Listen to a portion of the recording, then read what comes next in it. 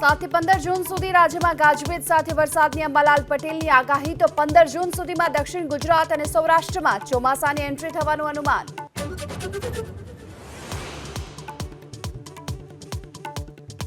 દ્વારકા જિલ્લાની સમુદ્ર સીમાના 21 ટાપુ પર લોકોની અવરજવર પર પ્રતિબંધ. દરિયાઈ માર્ગે દેશ વિરોધી પ્રવૃત્તિ ન થાય તેને લઈ અધિક કલેક્ટરનું જાહેરનામું પ્રસિદ્ધ.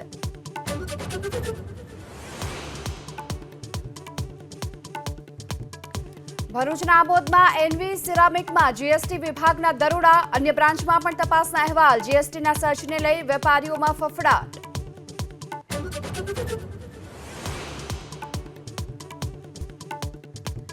ખેડાના કપડવંજમાં સ્ટેટ મોનિટરિંગ સેલના દરોડા. દારૂની વિદેશી દારૂ અને બિયરના 6 લાખ સહિતના મુદ્દામાલ સાથે 3 લોકોની ધરપકડ.